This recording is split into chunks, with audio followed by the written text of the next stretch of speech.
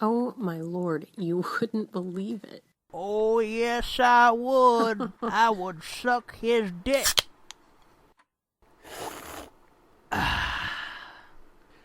So what are you ladies discussing?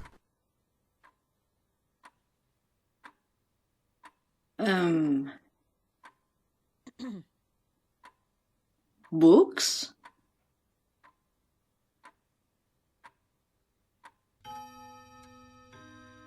Welcome to the Nerd Blitz Book Club.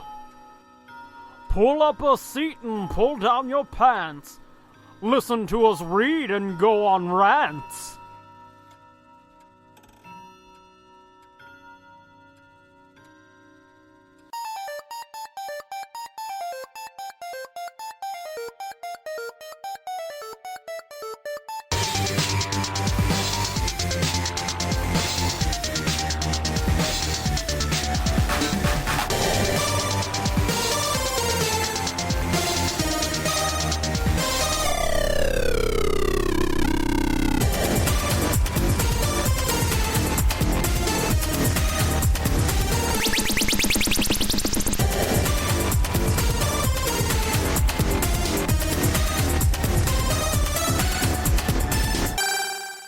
Hey gang, thanks for joining us this week for the Nerd Blitz Book Club. I'm Doom. And I'm Fitz. And we're back with one of our last few episodes of where we discuss Star Wars Dark Disciple by Christie Golden. That is correct. The light is at the end of the tunnel. Not much farther left. Chapters 30 and 31. I want to make sure we get that in. Right. Oh man, it's weird knowing that it's getting close, isn't it?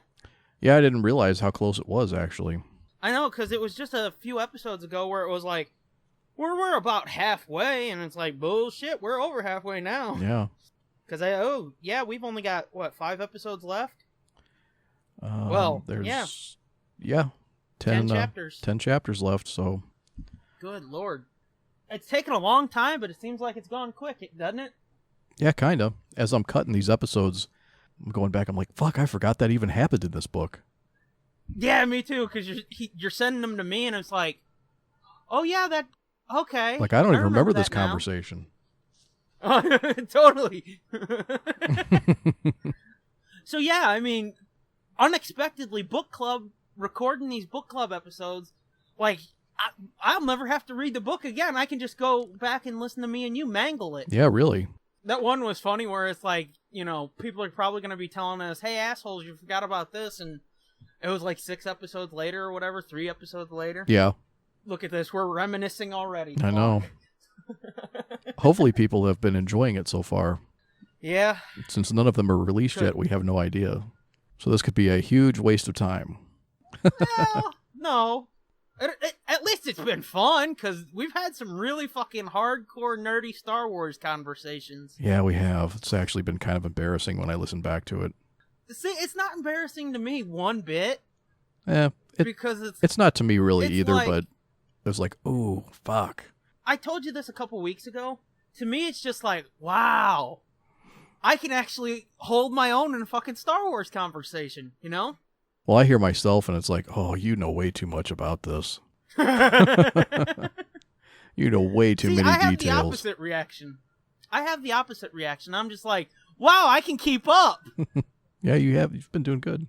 And there's been a couple spots where, not to toot my own horn, but I fucking said some shit and you were like, oh, wow. And it's like, yes, that's good. Yeah. Anywho, let's get into this. Okay. We can reminisce on the last show. Yeah. It'll be a 5-hour wrap-up extravaganza. Yeah, no shit. So where did we leave off last time? Because it's been a while since we've recorded a book club. Last time they had just rescued Voss from Dooku's compound, and he revealed to everyone that he had not gone to the dark side when Asajj saw him, that it was a trick. He was tricking Dooku into thinking that he was his apprentice. And he had been locked up in his dungeon since then because Dooku realized that he was playing a trick on him. Yeah. And Asajj is the only one out of everyone who can sense or thinks that she senses the dark side all around him. So she's trying to warn the Jedi the whole time that you need to kill him. He's not who you think he is. He's like a double agent now. Yeah. So that chapter ended with their trip home. And this week's chapters, we start off with Voss returning to the temple, and he has a meeting with the council. It's kind of his debriefing, isn't it? Yeah, like straight off the ship, straight to the council chamber. He's still got Obi-Wan's extra robe on. He's still all fucked up and bloodied. Yeah. And let's see. Desh is right there, his little moron friend. Oh, yeah, the moron. Desh is there waiting for him. Tells him he's late as usual. Yeah. And Ventress is there with him. Yeah. And she sees him kind of light up a bit because he sees his little buddy. Mm-hmm. Yeah, and so she starts to question, like, maybe she's wrong. Maybe she, she starts to second guess herself and think, well, maybe he still is in there. Maybe she's wrong. She starts second guessing everything that she'd done to him, because the end of my first page of this chapter, she says he hadn't been ready for the sleeper. She'd pushed him too hard and too fast. He'd needed more time to work with both the dark and the light, to understand the balancing point between the two so that he could do what was needed and still stay himself. So yeah, she's really like, okay, is there something dark there, or did I just fucking push him too hard and now, I don't trust him, basically. Yeah, and she kind of wishes they had just both died together fighting Dooku instead of her running off and letting him get captured. She thinks it would have been better if they would have just stayed there and died. So we quickly get into the council chamber, and everybody's welcoming him back and shit, and they're kind of congratulating him in a way for coming back. And not breaking under his torture and seduction to the dark side. And the whole time Ventress is like, fucking, I'm telling you guys, in her own head, she's like, you guys are fucking up. Yeah. She does eventually, they do give her pardon for bringing him back. Yeah, that's where I was going. Surprisingly, it's Mace is the one that tells her, to show our appreciation for your aid in the rescue of Master Quinlan Voss, the council honors its promise to grant you an official pardon for all of your past misdeeds. Yeah, I mean, he delivers the pardon, but I don't think he was definitely not on board with doing this. Yeah, because it says he said it stiffly, and it's like, well, it's Mace. Of course it's stiffly. Mm-hmm. Oh, and they did say a nice little visual was when they all walked into the council chamber. Weren't all of the masters? Didn't they all have their hands on their sabers because they were ready for some shit to go down? Yeah, I think it's because Ventress was there. Right. Followed them into the wary looks cast in her direction did not escape her notice, nor did the fact that every Jedi present, with the exception of Voss and Yoda, had a hand on his or her lightsaber. Yeah, so they're still thinking that this is a setup, like like Voss is going to actually be dark, and it's going to be him and Ventress have set them up. Yeah, or maybe not even Voss. They just think that she's fucking with them or something. Yeah, well, at the very least, she's fucking with them, if not both of them. But yeah, and Mace, tells her she's officially, an unmarked woman and shit, and right, and basically tell them, okay, you can go now. We're done with you. They kind of push her out, and there's a weird moment here. It stood out to me, not as like, what the fuck, but when she passes Dash. Oh, right, and he sees her. He and asks her, "Hey, are you all right?" Uh-huh. Yeah. Yeah, I thought that was kind of weird too. Like, what the fuck does he care? Yeah, because as far as I know, he's never fucking run across her or anything. I mean, I know Jedi are supposed to be compassionate and shit, but yeah, I mean, up until like 30 seconds ago, she was considered one of their worst enemies. Yeah, the only thing I could think is, he can sense that she's upset, and like you said, he's just compassionate and too. Well, and plus he's on the outside, so he doesn't know what just happened in that, in that room, behind the closed door. True. So, for her to come out and look upset or whatever, who knows what could have happened? He's probably more concerned about like, hey, is something wrong with Voss? Yeah. Is that why you look upset? Or he asks her, "Are you all right?" And he tells her, or she tells him, "No," and neither is he. indicating Voss, obviously. Right. And she starts taking off down the hallway. Yeah. And it says she was no longer a criminal. She had no need to flee, but she was ready to run to get away from him, I guess, Voss. Suddenly she heard footsteps behind her and expected it to be Desh, but it was... It was Voss coming after her again. And this scene here, especially after her whole ride to the council being like, fuck this dude, you're dead to me, or whatever, this seemed like a pretty quick turnaround to me. Well... Am I the only one? I mean, she didn't really turn around, though. Feels like she's starting to. Well, she kind of... Basically, he gives her the whole I'm sorry thing and explains why he acted the way he did and tries to soften her up a little and get back on her good side. And I mean, it feels to me like he did, because she starts off kind of icy and she's basically telling him, no, fuck off. And he grabs her and she tells him, take your hands off me. And he's like, okay, sorry, but please just hear me out. And she just stops and she's like, all right, give it to me or whatever. Well, not like that. And really what kind of broke the camel's back or whatever is he tells her, you know, he really wished she could forgive him just like he forgave her for lying about killing his master. Yeah. That's and what she's I mean. like, oh shit, I did lie to him, didn't I? Yeah, it's like right there. It's almost like she turns and she's like, okay, I guess I can forgive him. At least that's how it feels to me. But she still knows, in the end, she does know that he chose the Jedi, so they can't be together anyway, so... Yeah, but yeah. That doesn't mean she hates him anymore, because, I mean, that ride to the temple felt like she was done and hated him.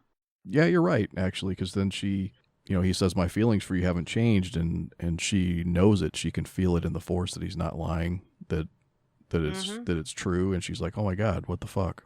And again, she's like, was I wrong? Like, did I sense the wrong things in him? Yeah, it seems like she was sensing, you know, the dark side, but just now I'm thinking maybe she sensed that he wasn't going to give it up anymore. He was rededicated to the Jedi. Right, and that's what Obi-Wan even says later is, you know, she says she was sensing the dark side, but really she was probably just sensing her own disappointment or anger that he was not going to leave the Jedi for her. Yeah. So, finishing out this section of the chapter, she sees that he's got Obi-Wan's an extra cloak of Obi-Wan's over his shoulders, and she realizes the way the council, you know, welcomed him back into the fold, and he didn't even mention her in what she saw, which she didn't miss much. And she tells him that's not the way of the Jedi, is it? You've chosen your path. And she turns and walks away, and she starts crying a bit. Oh, poor Ventress. I'm still... We talked about it last week, and it's like, I'm sorry, lady, I don't have no fucking huge sympathy for you. I mean, yeah, okay, it's sad and all, but fuck you. That leads us into the last section of chapter 30. Yeah, now this part I thought was interesting, and I'm glad they touched on this hypocrisy. Uh-huh. Okay, I just got one question real quick, though. We've, you know, sort of discussed it, but do you really think she thinks that Voss is normal again? Because, like I said, that's awful quick for her to flip that switch and be like, okay, I don't hate you anymore. But she doesn't say that she doesn't hate him anymore. She doesn't say it, but it feels almost implied to me.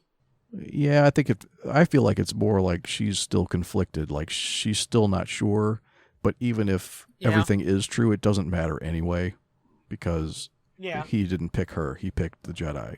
Yeah. So she's just kind of letting it go, I think. Like she's still not sure, I don't think, and she sort of just feels like, why bother worrying about it anymore? Yeah, just get out of here. Yeah, okay. I just wanted to landed on it. That's how I take it. Okay. But anyway, back to the hypocrisy, the obvious hypocrisy. Yeah, so the last part of this chapter follows Anakin as he slips off to Padme's apartment after hours. Which, I don't know, I think they must, like, semi-live together, right? Or does he just kind of spend the night there often? the way I've always gotten it, or felt about it, is that Anakin lives at the temple. Yeah. All the Jedi live at the temple. Right. But they don't spend every night there. Yeah. So to Padme, they live together. But to Anakin, he's basically a nomad. He feels at home there, sort of. He comes and goes. Yeah. Yeah. Yeah. Yeah, that. Because I think those Clone Wars novels I mentioned before that had Ahsoka in them, I think in there they kind of addressed that, saying that that's probably where he feels most at home, but the Jedi Temple is his home, or something like that. Oh, okay. And as we've said, we have our own continuities. Those are part of my continuity, so that's kind of the way I look at it. Okay. He feels most at home with Padme, but the temple is his home, but he's sort of nomadic in his nature. Okay, that makes sense. So anyway, he gets to Padme's place, and he's thinking about, he tells her, he tells her all about Voss and shit. He tells her all about what just happened and what happened with Voss, and he kind of glosses over the fact that they sent him there to kill Dooku, and yeah. That's the real interesting thing. He doesn't say, we sent him to kill Dooku. Right. It says, he modified it and said, oh, we sent him to capture him. Right, because the Jedi still answer to the Senate, and she's a senator. Yeah. So if he tells her that they're doing some shady shit, that could cause a problem. Business. Yeah. Yeah. That could open a can of worms that they don't want people looking at.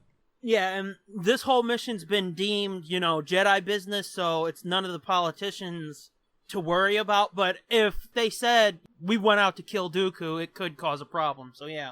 Yeah, and he even says, even in his own thoughts, he says it felt wrong to him to keep secrets from the Chancellor.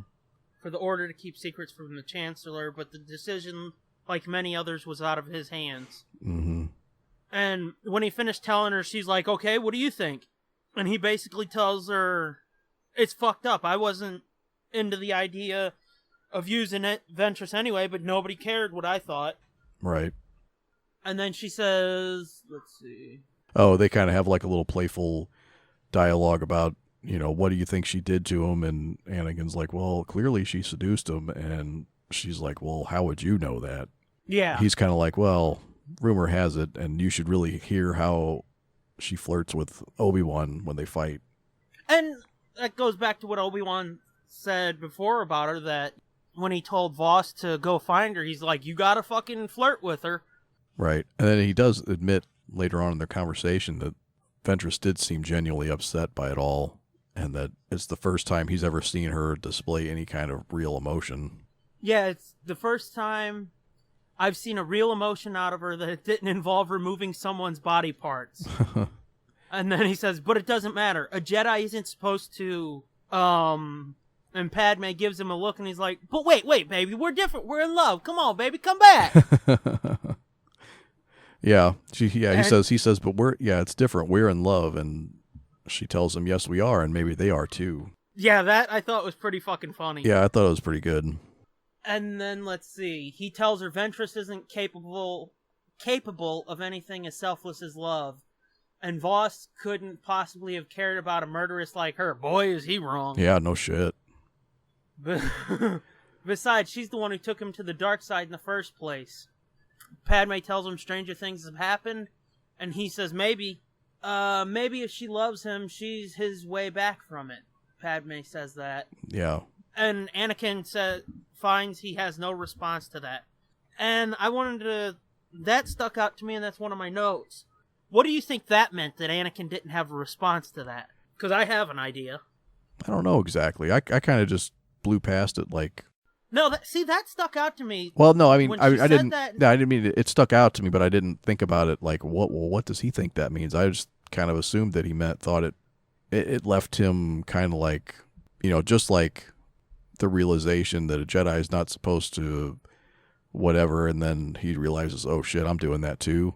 It's more like he didn't have an answer for it. He's just kind of, things that make you go, Well, see, to me, let's look at this real close. she's the one that took him to the dark side in the first place, is what he says to her, and she says maybe if she loves him, that's his way back from it. He's got no response to that. That's me thinking that he's like, well, yeah, because that's what you are to me. Mm-hmm. Because he knows he's got that darkness in him. Remember fucking episode 2 when he killed that entire encampment of sand peoples? By this point, those lost missions, this would have been after that probably, and he does some crazy jealous dark shit in that. Yeah. Too. So yeah, I'm thinking it's him, like, you know, realizing all of that shit. Like, remember in episode 2 again, after he killed those people, he talked to her about it, and she was like hugging him and basically like, honey, it's okay, and shit like that, you know? So I think he looks at her the way she thinks that Voss and Ventress look at each other. Yeah, that's a good point. That's probably true. So that's the end of, chapter 30? Yeah, these are both short chapters. Not a whole lot going on, mostly talking.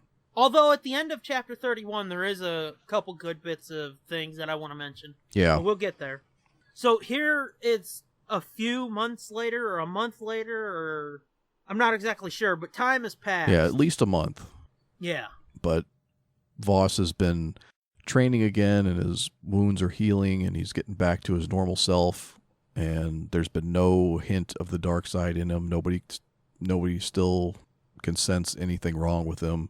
And the chapter starts with Dash, Obi-Wan, and Anakin all headed to the to the council chamber for an assignment. And Dash is still thinking about what Ventress told him. Mm-hmm. Anakin and Obi-Wan pull him aside and are like, hey, what's up with you? He kind of brings it up that Ventress had said Voss wasn't right. Something was not right with him. And yeah, he pulls him aside and says, well, I'll tell you, that Ventress, she told me that boy ain't right.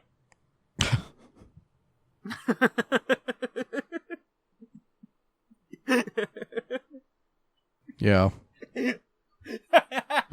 And he's concerned, too, because Voss has been avoiding him ever since Ventress left. And Obi-Wan basically... And here again, Obi-Wan fucks it all up, dude. He is just a fuck-up. He may be one of the best Jedi, but he is a fuck-up. He has fucked up so much shit. See, the thing about Obi-Wan is, like, he is the best Jedi, at least to me. But he doesn't know how to handle interactions with people. Yeah, he's got almost like... He's, like, super wise, but not very streetwise. But streetwise, but not relationship streetwise, I guess. You get him in a meeting and he's just like, duh! Yeah, well, you get him out in the field doing work and he's fucking golden. Right, he's fucking James Bond out there. No shit. But yeah, because Dash is basically trying to say, hey man, Ventress said something's wrong with him and my friend is not talking to me anymore. And yeah, Obi-Wan's like, yeah, well, he and Ventress were like a couple, and so this is where he comes up with his theory of what she sensed in him was just the fact that he didn't want her anymore, and you know, it's kind of like a jilted lover. Yeah. And then he's probably not talking to you because he realizes that Jedi aren't supposed to have such close personal friendships with each other. Yeah, and he realized the damage that those attachments and shit can do. Yeah, so he's basically saying Voss has improved himself and is taking things more seriously now, and you know, doing Jedi shit the Jedi way. And it's just like, Obi-Wan, why are you fucking telling this kid this? Shut up! And why are you so fucking blind? Yeah, that too. You know what I mean? Like, you can't see Anakin right under your nose. Exactly. And I think I said this before. He spent a lot of his time trying to protect Anakin from the stupid shit he did. Yeah, I've maintained that he knows a lot more about Anakin than anybody really thinks. Or that he lets on and he just turns a blind eye to it all. Or not even a blind eye. He's just trying to protect him because he knows Anakin can be good. Mm-hmm. Qui-Gon saw it in Anakin, and he trusted Qui-Gon fully. But instead of being like, hey guys, can we address this? He's just like, oh no, Anakin, he's good. Yeah, good guy. Anakin, come on, he's awesome. Right, yeah. And it's like, maybe if he would have spoke up a bit, all of the bad shit could have been avoided. Oh, 100%. 100%. At the end of the day, well, fault really lies squarely on Qui-Gon, but... Well, there's just there's just a series of clusterfucks along the way. I don't think you can blame Qui-Gon for it, because balance was needed, as we saw in the Mortis trilogy. Qui-Gon found what he thought was, the balance. Then in the Mortis trilogy, we found out Anakin was the one. Yeah, this is true. So it's not like Qui-Gon fucked up. No, Obi-Wan, I think he is the greatest Jedi, but he was the one who made the fuck up. Yeah. Or fuck ups. Now, speaking of the Mortis trilogy. Is that where you were headed? No, but now that you bring that up, I don't know if we want to talk about this here or if we can talk about it on the main show or whatever, but did I send you the link to that guy's, or did you listen to, again, Rebel Force Radio? Yeah, I did listen to RFR, and I have that link saved, but I didn't completely read it. Where it's basically Dave Filoni did Topps trading cards. Yeah, a series of trading cards of Ahsoka. They're like black, like white and red prints, almost like a Stations of the Cross or something. Yeah, that's what I thought when I saw him way back. It's like, because I think it's called like Ahsoka's Path or something like that. Mm-hmm. So yeah, it does feel sort of like a Stations of the Cross type of thing. Yeah, and it's her after the Rebels season finale last season, where she faces off with Vader and things are left up in the air. Yeah. And basically, this guy analyzed these things and looked at all the symbolism and everything and put that together with things that Dave has said, and has come up with this fucking crazy theory that Ahsoka was killed and she's going to be reborn in the body of the daughter, or the daughter from the Mortis trilogy is in her, and so she'll be reborn. Yeah. And so he's saying that it's almost going to be like Gandalf when he died and came back in white. Which we can talk about this sometime on the main show, more in depth. But yeah, I listened to that episode of Rebel Force Radio and it was like, huh. Mm-hmm.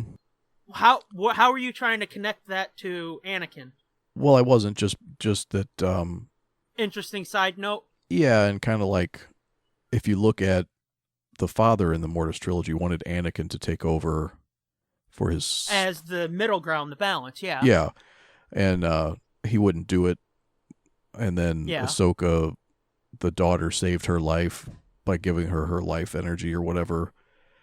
Yeah. So so if they were brother and sister, and now, he was supposed to be the son, he was supposed to be the father.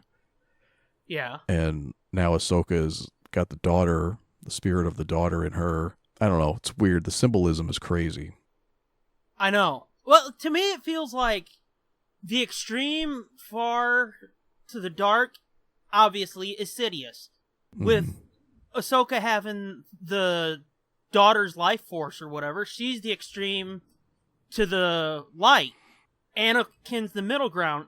And in some ways, it feels like maybe the Clone Wars was Ahsoka and Sidious battling over Anakin and Sidious after won. The Mortis trilogy. Yeah. They're battling over Anakin, and he's trying to keep the balance, Mm-hmm. Yep. Well, yeah, we need to talk about that on the main show sometime. Okay. But, any hoozle. Yeah, so basically this meeting that they're going to now is another council meeting, and it's... they're basically going to give Voss a clean bill of health, so to speak, after he's been on some of these little baby missions while he's recuperating, and Obi-Wan's been his supervisor or his parole officer. So also what happens is they have a new assignment for him, a bigger assignment. So now that he's ready... Which it still seems like they're debating on it, doesn't it? Oh yeah, they're definitely debating on it. And it's like, okay, what are we fucking doing here? Are we giving him a mission or debating on it? You should have figured this out ahead of time. That's one of the problems with the Jedi to me. It's like they seem to debate shit, and then at the end they're just like, okay, fuck it, just do it. Right. The holdout is Mace again. Everybody else is like, yeah, Voss is fine. And then Mace Windu is like, no, he's not. Something's not right. How can we know for sure? Let's give him another month and see how it goes. And everybody else is like, fuck it, just send him. He's fine. And so eventually he just gives in and is like, fine, I yield to the council's decision, which I think is going to end up being a mistake. Yeah, they give him a mission and tell him there's an asteroid out there somewhere that's like a supply hub. Yeah, it's like a floating warehouse for the Separatists. Yeah. And it's like hidden inside of an asteroid, which I thought was kind of cool. And they send Obi-Wan, Anakin, and Voss to...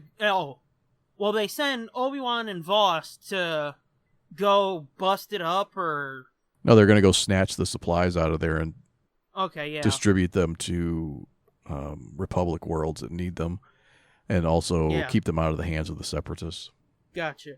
And they tell Obi-Wan and Voss that they can pick 2 people to go with them, and obviously Obi-Wan picks Anakin and Dash. Yep. My first thought at that, though, was like, Anakin, Obi-Wan, and Voss for a good chunk of the book, that's gonna be fucking fun. Because the way that Golden writes, like, just Obi-Wan and Voss's interaction, it's damn good. Yeah.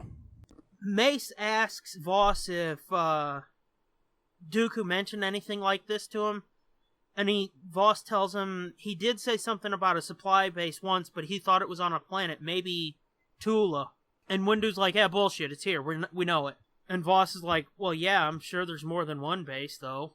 Yeah, and so I just now thought of this. Do you think this might be like a tell for later in the book if he were to turn out to be a traitor?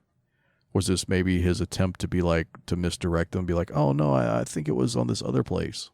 Oh man, I don't know. I hadn't thought about that. I don't know, because I would like to believe that, he's fully back in the fold, because at this point, if he fucked him over again, or lied to him, or, betrayed his oath to the Jedi, or whatever the fuck, again. Yeah. At this point, it would seem weird for him to be still involved with the Jedi in Episode 3. Yeah. That's the thing that keeps floating over my head, because it's like, how was he involved? How is he still a Jedi in Episode 3 if they don't fucking trust him? Right. Or, if he were to switch again. It seems like he's back in the fold completely at this point, Yeah. But who knows? It could be. They could be, just testing him and shit to see. Because knowing Mace is always going to test the fucker. I kind of expect that this is going to end up being... He is going to switch again. I kind of hope not. Just because I don't want to see like a half-ass rehash of Anakin's redemption. Yeah. Through love or whatever the fuck. Yeah. Not that that's a bad thing, but it's like, we've fucking seen that. Let's don't do that, because that's... You ringing that bell too many times, and it's kind of... Yeah, it's gonna... From Anakin's redemption. Yeah, it's gonna take away from what eventually happens in Return of the Jedi if they did that. Yeah. I don't know. Like I said, I hope he doesn't switch again, because that throws Episode 3 into doubt, because there's not a lot of book left here. How are they gonna fucking, switch him, then switch him again? It's, ugh. Yeah. Yeah, it's gonna be... Too much duplicity for my liking. Yep. So anyway, they get their assignment, and they fly off, then it takes a little jump to the next section of this chapter, and finishes up with them. They're flying these fighters. Are they 2-man fighters? Is that what you got out of it? No, I got that it was those little... There's just a Jedi starfighter, right? Cruiser. Yeah. Yeah, those Jedi cruisers that they have to use the rings to go to hyperspace or whatever. Yeah. No, for some reason, the way that they do a flyby on this asteroid, and suddenly, like, 6 droid fighters come out and attack them. Yeah. So they're like, oh, well, obviously we've got the right place.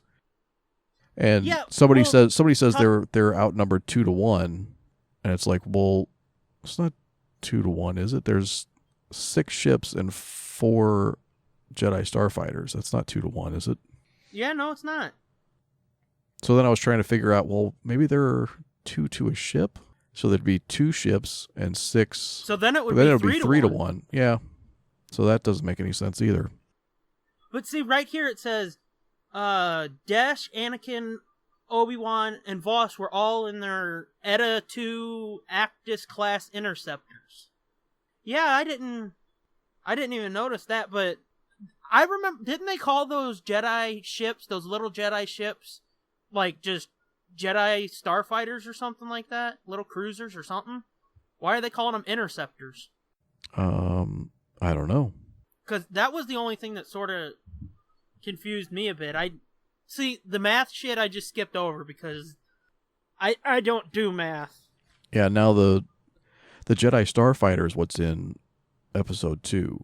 The big triangle, like the big arrowhead shaped fighter, and maybe these are the ones that are in Episode 3 where they're kind of stubbier and kind of got the split front end like the Falcon. I'm talking about what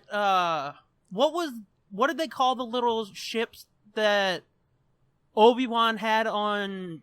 It was in the opening of Episode 3. What are those little ships? That's what I'm saying. Anakin and Obi-Wan? Yeah, that's what I'm saying. I wonder if that's what these are. Okay.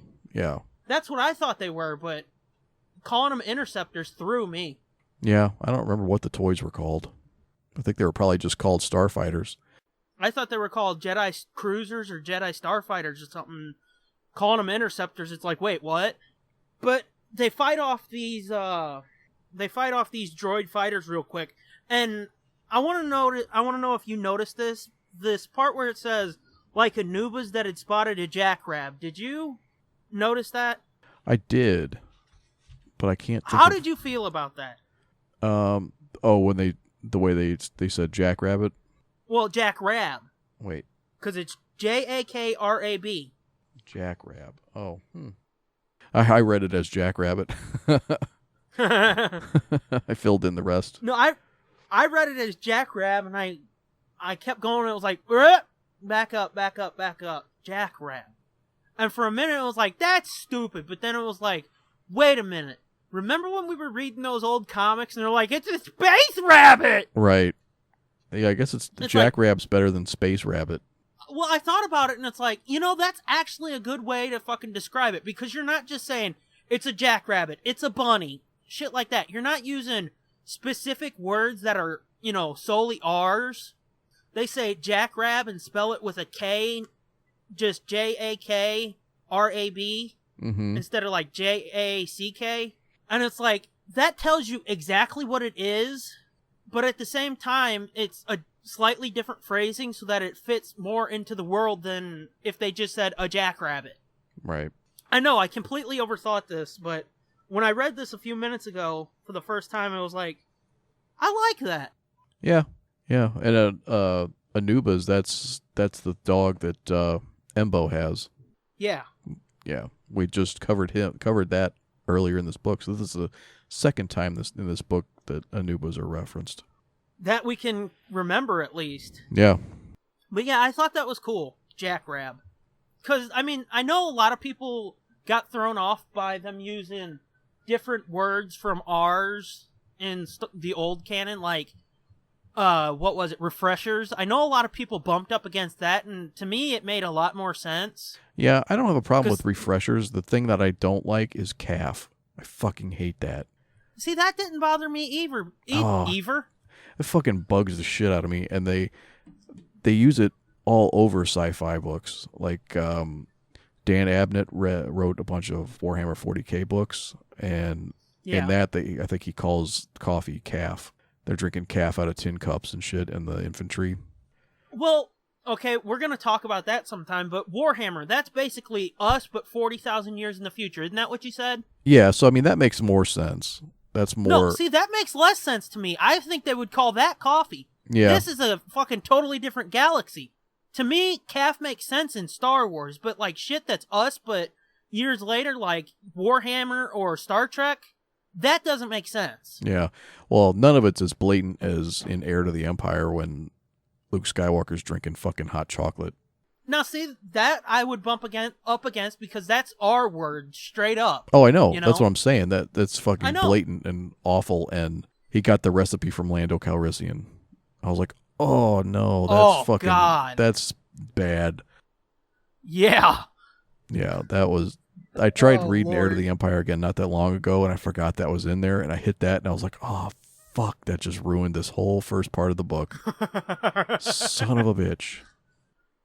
But yeah, I never really had trouble with it when they created new words and shit, because, again, this is a different galaxy. This isn't us in the future, us in the past. This is a totally different galaxy, you know? Yeah. So, like, calf made sense to me, refresher made sense, all that type of shit made sense. But, like I said, in Star Trek or Warhammer, where it's us just in the future, that would disturb me. Yeah. So, yeah, Jackrabbit, it's not one of our words. It's sort of one of our words, just slightly altered. It made a lot of sense. Yeah. So, back to the book, they take care of those droid fighters and find the entrance pretty easily to this hidden base. And they fly into the heart of this asteroid, and sure enough, gigantic warehouse with all kinds of cool shit. So that was a pretty easy mission, huh? Yeah, well, that's just the start. Dash is sort of stroking his own dick there, and he's like, ooh, we're gonna make Dooku mad when he finds out we got control of this. And Obi-Wan's like, well, hang on, kid, we're not fucking out of the woods yet. Yeah. And that's the end of chapter 31. So, even though we both said there's not a lot going on in here, we've got almost an hour recording. Yeah. We tend to go off on tangents, though. Yeah, but it seems like every time we think we don't have much, we go off for an hour. Mm-hmm. So, yeah, all in all, what do you think of these two chapters? Yeah, I thought they were meh. They're okay, but I think the first one was more just like connective tissue with the last few chapters we read. This one seems like the start of a whole new arc. I'm thinking that the next couple chapters are going to be better. This was set up for that. This last chapter I liked better than chapter 30 because oh yeah, definitely. I think we've talked about it a lot. The interactions between Voss and Obi-Wan and then Anakin and Obi-Wan, that shit is golden. But I will say, the one thing I was missing here, and I just kept thinking, God damn, it would have been nice, is Ahsoka. Oh, yeah. You know? Ahsoka would have been a lot better than Desh. Yeah. But it's just like, fuck, they really screwed the pooch with her, didn't they? No, I don't think so. No, I don't mean like the creative team. I mean like the Jedi. Oh, yeah, the Jedi totally fucked it up. A whole lot fucking better if, she could have been around to help out and shit because, yeah, she was just a teen girl and shit. She wasn't like a fully trained master or anything. But that girl had some fucking skills. Oh, for sure. The Jedi totally fucked up. Yeah. They totally fucked up, and I was so fucking mad at them at that, the end of season 5. Was so fucking mad, so disappointed with all of them. I was like, fucking really? You guys are assholes. Yeah. So I'm like, I'm glad you all fucking died. Stupid assholes. But the other thing for me is like, it feels like she's missing because Anakin doesn't even think about her, you know? Yeah. He spent a good chunk of this war with her at his side. Doesn't give her a second thought. Well, I'm sure he does. I'm sure he thinks about her all the time. I don't know. The only time we've seen her or seen him sort of think about her was like for 1 minute in that Utapau arc. Yeah, well, I mean, just because they don't show it all the time, like he can't go around. It's Anakin. All these... You're gonna tell me he's not gonna go around fucking thinking about his fuck ups all the time? He's still complaining about his mom. He's always talking about Padme, and you know how he is with attachment, especially with the women in his life. Yeah, I'm sure that. He's still I'm just saying, I don't think he would show it to the other Jedi. Yeah, but I mean, we get in his head and he's not even thinking about her. Well, that's true. Even with Padme, he doesn't think about her at all. That's true, but as we did find out, like, he has kept contact with her during this time. Yeah, somehow at least. Mm-hmm. We're not quite sure how that worked, but yeah.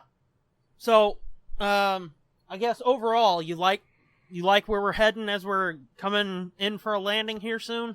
Yeah, I'm not sure what's going to happen, but yeah, I'm still enjoying it. I'm ready to see a resolution to this, though. Yeah. For me, it's not like, fuck, come on, but it's like, This has been kind of a strange book because it's not one cohesive story necessarily. It's more like a bunch of short stories. And it feels like you've been waiting for a long payoff, and not like in a normal book, but you're getting all these. Okay, it feels like that's done, and then it keeps going, and it's like, oh, okay, well, you read a little bit more, and then it's like, okay, it's done. Well, no, there's still 100 pages left. Yeah, there's a lot of like false endings or false semi-payoff endings. Yeah. To where it's just like, it's really strange turning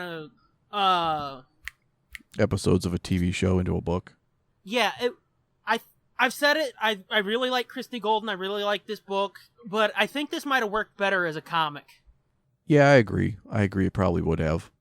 Because with a comic, you expect cliffhangers and endings and shit like that, and false finishes. This, it doesn't feel choppy like I've read it does, where a lot of people say, oh, you can clearly tell where each episode ends and the next one begins.